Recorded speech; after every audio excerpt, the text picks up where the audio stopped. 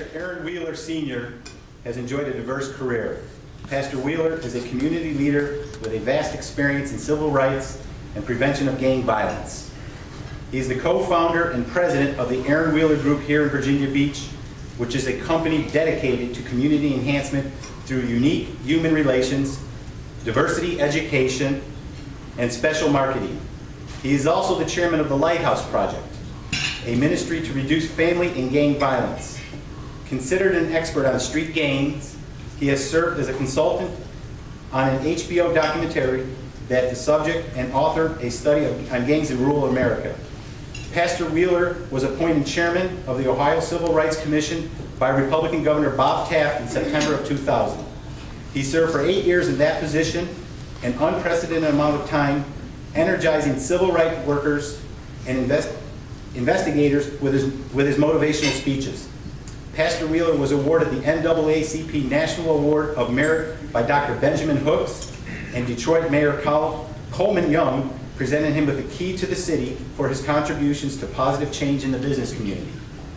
Other things Pastor Wheeler has done, including pastoring several churches, heading up the office of Congressman Louis Stokes, serving on a city council in Ohio, working as a banker and a probation officer, training on best practices for EEOC executive management in Washington, D.C., and chairing a NAACP Legal Redress Committee here in Virginia Beach. It should also be noted that Pastor Wheeler marched with Dr. Martin Luther King Jr. Pastor Wheeler was very instrumental in the success of our representative, Scott Ridgell, being elected as our newly representative. His efforts led to Scott receiving an amazing 12% of the black vote. We greatly appreciate his work and look forward to working with him more in the future. Ladies and gentlemen, please welcome Pastor Aaron Wheeler.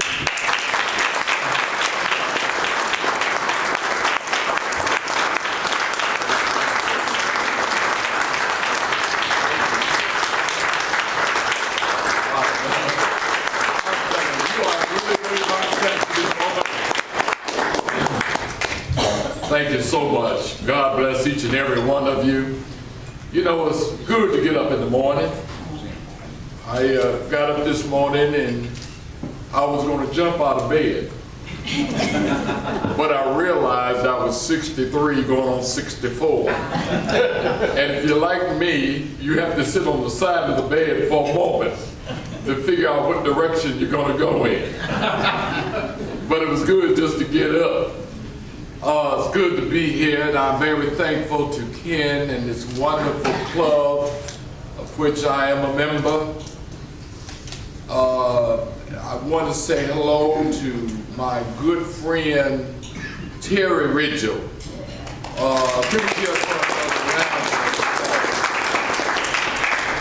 You know, the wife and I have been here 2.5 years, nearly 3 years, and I've never found love, uncommon love, like I have from the Ridgell family. And I say that because he's not running right now for office. So I want to say it now. But Terry and my wife Barbara become good friends.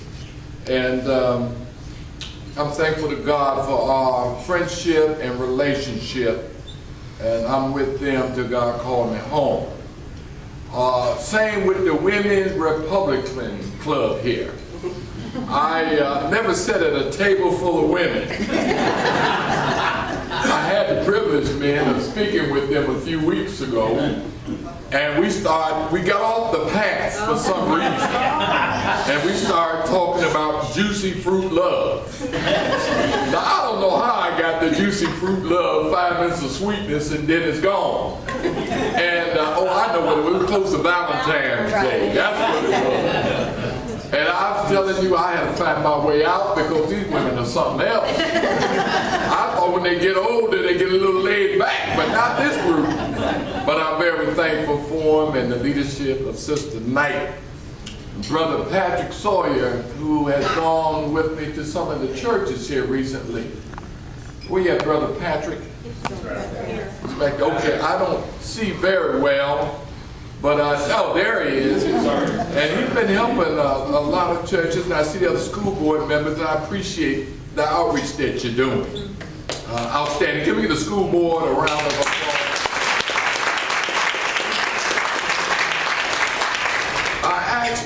couple of people to come with me this morning. First of all, I see my friend Dr. Bill out there who helps me with gang prevention and other things. And Dr. Bill is a former professor from the University of Illinois, and he's part of my think tank.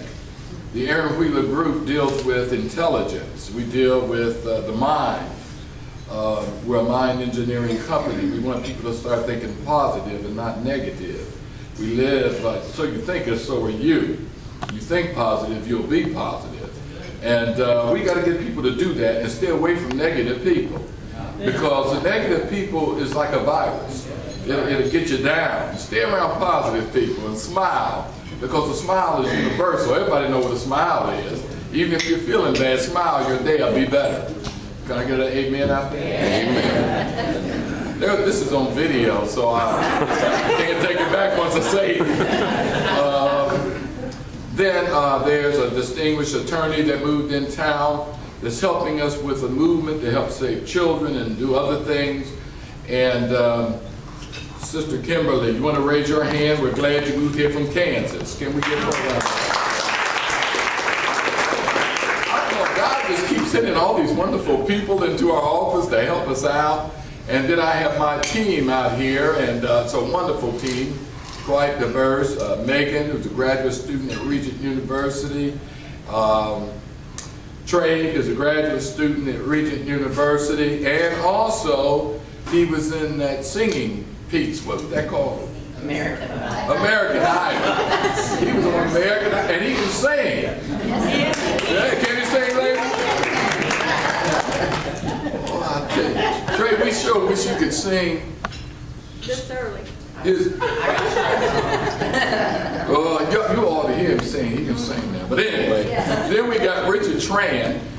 Richard is goes to Norfolk State University, and he does an ITT. He's a wonderful guy. He went up to Washington with Megan and Trey and us, and we were invited to be with Terry and Congressman Ridgel, and we had a wonderful time on Capitol Hill. So I'm really excited. And then I look at Shannon, that's with the district office now, and Esmil, that's running with the congressman every day. How blessed that we take these young people and take them to another level. I'm here today to talk about being a Republican who happened to be dipped in chocolate. I'm going to put it that way. Because I want America to understand the movement of the Republican Party. And I want the party here to understand my heart as a civil rights person, one who at a young age in college did march with Dr. Martin Luther King Jr. So I have become archaic now, and you know, you don't think you're going to get old this fast. But times change. There's a time and a season. That's what the Bible tells us. And we realize we're in the fourth quarter. But as my memory takes me back in the history books of America, Virginia is a very famous place because in 1619, the first Africans arrived on the shores of this country in this state of Virginia. And there's so many things were happening in 1854 when the Republican Party was founded. Believe it or not, there were black people there, like Frederick Douglass and others, that was a part of that Republican Party. And people do not realize that. And when the war broke out in 1861, it was over slavery in this country. And the Republican Party said we ought not have that. And when the great late President Abraham Lincoln in 1863 signed the Emancipation Proclamation, freeing slaves. Then in 1865, as the war was coming to an end, the 13th Amendment in December of that year, slavery abolished. But also at that same time, that same year, on April 9th, President Lincoln was killed. And how can we forget? April 14th, excuse me. Every now and then you forget a little memory. And then in 1876, the Reconstruction Acts were passed. And this is all Republicans doing this, all Republicans. Then 1896, Plessy versus Ferguson, that said separation is good by the Supreme Court of this nation. 1919, the women's suffrage in that area, in that era. And then a lot of things happened during the Great Depression. And during the Depression, a lot of black people started going somewhat Democrat because they were getting a piece of that New Deal. And then as life was moving forward, we moved to the era where I was born in 1947. And let me just go back a minute. In 1909 was the beginning of the NAACP. W.E.B. Du Bois, a Republican. We have to understand that it was Republicans all down through there. You never heard of a black Democrat. And if there's a Democrat out there that may see this on video, call me at my office and tell me who were the black Democrats, because they weren't there. They were not welcome. They were the ones that wanted to keep black people in slavery in this nation. Then in 1947, once again the year that I was born, Jackie Robinson broke the color barrier in baseball with the Brooklyn Dodgers. And when he did that, oh, by the way, Jackie Robinson was a Republican. And a lot of people do not know that. That's history. Why would Jackie Robinson be a Republican? Because of the chronology of things that have happened in the past, that the Republican Party was the party of freedom, the party that embraced everybody, the party that fought for the rights. And then we move into the era of the 1950s, and I need no history book, because I remember very well when Brown versus the Board of Education of Topeka, Kansas, and that great landmark decision reversed the Supreme Court of 1896, the Plessy versus Ferguson. I cannot forget that. And I cannot forget that a little old lady that was a seamstress, and she wasn't that old, she was relatively young at that time, Rosa Parks, on December 1st of 1955, refused to get up out of her seat on a bus in Montgomery, Alabama, because she was tired. She wanted to sit down. That started to move, and they called a young man by the name of Dr. Martin Luther King Jr. that would form the Southern Christian Leadership Conference in 1957. But that Montgomery bus boycott lasted over 300 days. But at the end of it, people had the right to ride the bus anywhere they wanted to ride the bus. I know about a lot of that because in 1957, the Little Rock Nine went into Central High School in Little Rock. And when they were going in, there was so much discrimination. I was 10 years of age. And I can remember very clearly my little heart beating, saying, why? Why do we have to go through this to get an education? Why can't we be like other folk? But I remember so well that President Dwight Eisenhower federalized the troops, and the Little Rock Nine, Brother Green that I met, who's one of the Little Rock Nine, went on in, and they all graduated and all doing well in America today. History tells us that we went on up into the 60s, and Dr. King was jailed many times, and hoses were put on people, and dogs were biting people for the right to vote. John F. Kennedy became the President of the United States in 1960.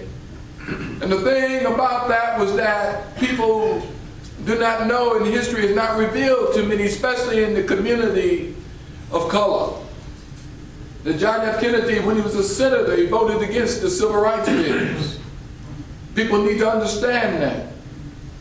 But he was our only hope, and the hope was in his brother Bobby, who was the Attorney General at the time. But a big decision had to be made, and this is where most black people went toward the Republican Party. When Barry Goldwater, the senator from Arizona, was running and said some things that was somewhat offensive to black people. And Dr. King made a phone call and said, we must in record number turn out for Lyndon Johnson, somebody we never thought we'd turn out for. But the story has not ended there. I want you to understand that even though Lyndon Johnson became the president of this great nation, that he did sign the great 1964 Civil Rights Act. But did you know he signed the Voting Rights Act of 1965? But it would have never came to pass. Now, I want to look at the camera on this very clearly. It would have never came to pass if it were not for the Republican Party. And I say that because 80% of the Republicans in Congress voted for the Civil Rights Act and the Civil Rights and the Voting Rights Act, and only 60% of Democrats. That's on the record. So we need to understand that. That's history. Can we give ourselves an applause? I understand politics. I understand when people run for office. My dad was a mayor. Four of my brothers were city council. I was city council. I've been chief assistant to a U.S. congressman and many other things in life, and have made many elected officials. And I understand the one thing you want is to vote. That's one thing I like about our Congressman Scott Ridgel. He will not compromise for what's right. That's why I want to support him. He'll come over to my office and we'll share a peanut butter sandwich. He's everyday people. And I had to put that plug in there because he's a Republican and he's unique. He's reaching out to everybody. But the Republican Party is a good party.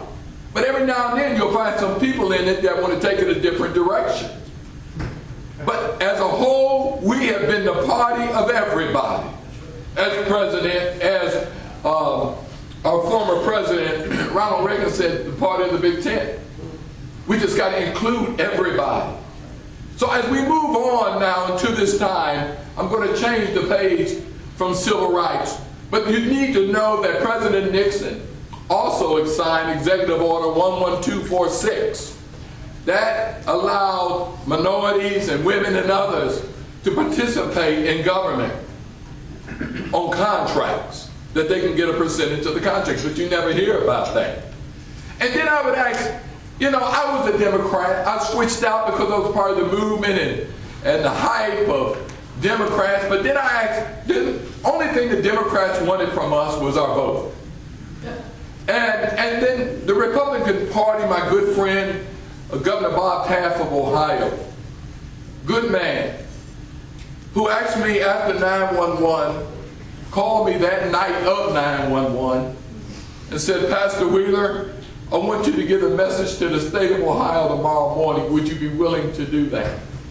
I was truly honored that our governor would ask me to deliver the message from the State House in front of all the legislatures on closed circuit TV to the state of Ohio. And I told them that we're a nation of one. I came here to retire. Sit on the ocean, drink lemonade, hang out with Dr. Bill, and cool out. My wife had undergone 4 brain surgeries, so I was just going to walk the ocean with her and do nothing. But you know what? When you've been a part of a movement, you can't. When I read the newspapers and I see what children are killing each other in record number, I can't sit still on the ocean. When I read that families are dysfunctional and children are taking pills even in the upscale neighborhoods as well as the neighborhoods in the urban areas, I can't sit on the ocean.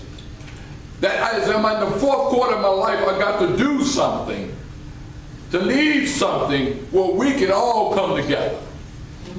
That's why I had asked Miss Richards back there, the trainer, to come today. She said, should I put a dress on? I said, no, come as you are. And there was a reason for it, because I want to wake up seniors. I call it Senior Nation.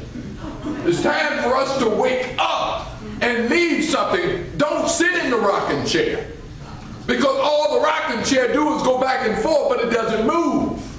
Young nation needs our minds and our wisdom. This young lady does health things. Starting April 7th at 10:30 at Mount Trashmore, we're going to have a walk every first Thursday of the month.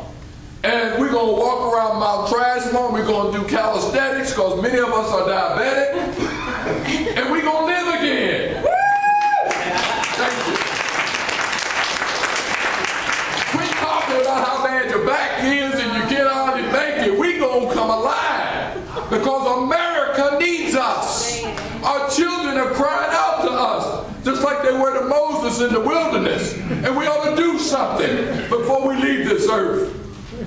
Last night, I was in Hampton. I'm a little hoarse. I was speaking over there. And I was, you know, what a dichotomy. I've been here this morning. Last night I'm in Hampton where there's bodyguards everywhere.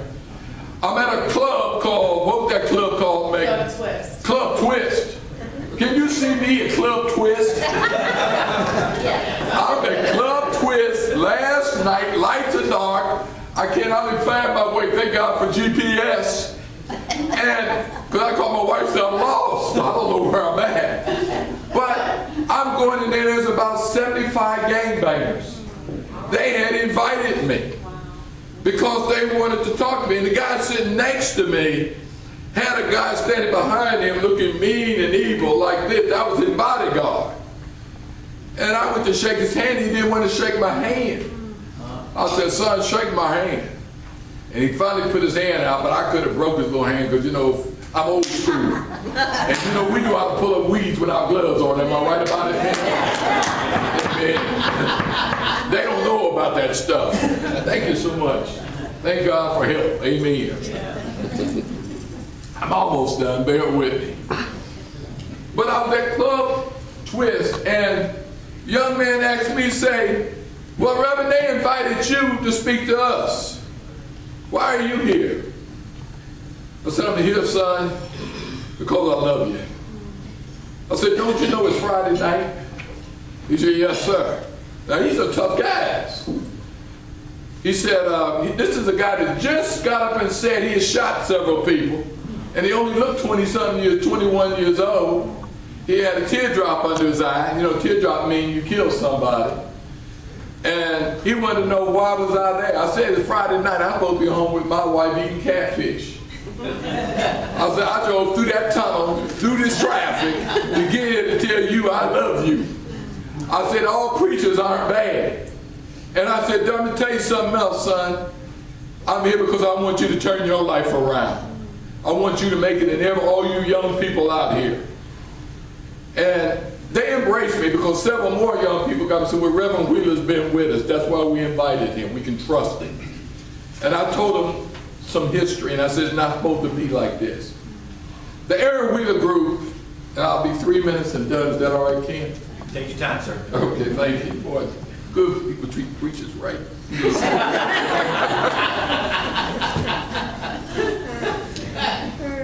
All the pastor basket like we do in church now.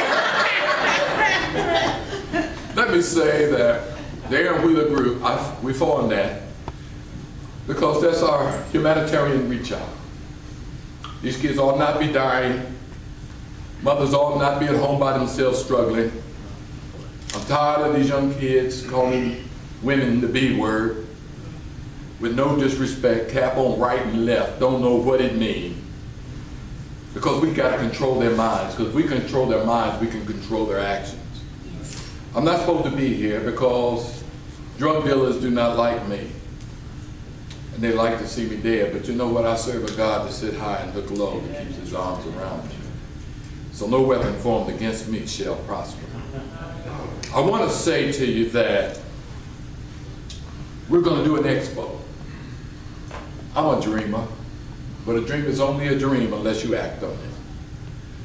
We're going to do an expo here in October, school board, and it's going to be from October 3rd through the 9th.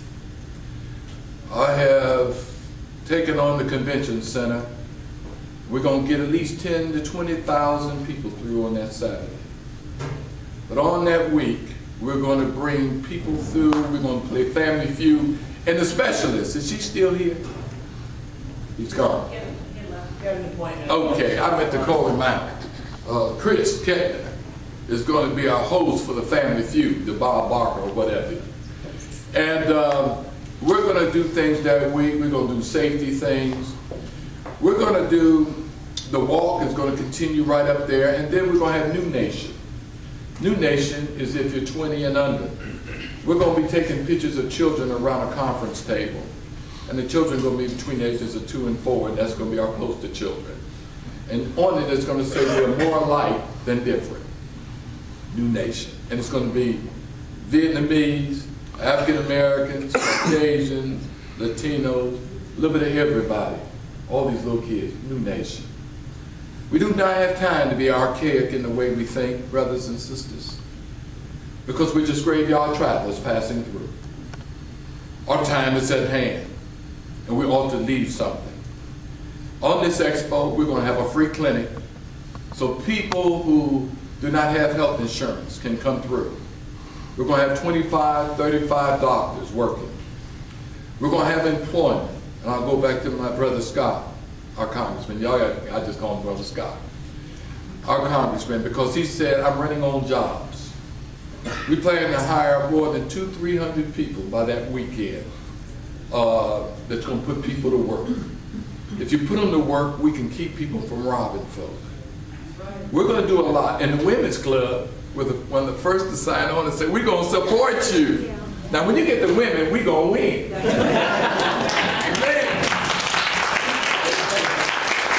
love the sisters. Successful people do what failures do not want to do. They go the extra mile. A smooth sea never made a skilled sailor. It's the storms of life that make us. A kite go higher when it goes against the wind. I prefer the challenges of life rather than the guaranteed existence. What I'm saying to you today is that this expo will be great. The people will be greater. We're going to do great things in Hampton Roads together. And we're going to get beyond the Democrats and Republicans. We are proud Republicans. But I want the black community to know, especially, don't be bought by the Democratic Party. And I say that because they owe us a whole lot. And I can only say that because I was a Democrat. Now I kid you not, some of you all may not like the president, but I do. But I want him to do more. He's got to do more, and I'm going to hold him accountable. I'm going to call him out. So if you see this, Mr. President, I'm calling you out. But you know what? We're going to make it. We got to get beyond it and save the next generation. Yes. And that's why I like the school board. Because they give up their time and they're not paid a lot of money. But they're making a difference. So as I take my seat, we must make a difference. Whether you live uptown or downtown, we must make a difference. Whether you got big money or little money, we must make a difference. Whether you're rich, poor, black, white, brown, or red, we still must make a difference before God calls us home. Because you don't know when you're going to be snatched. But I'll say this to you. Let us all be ready that when we leave here, we can say we left the world a little better than what we found. Thank you.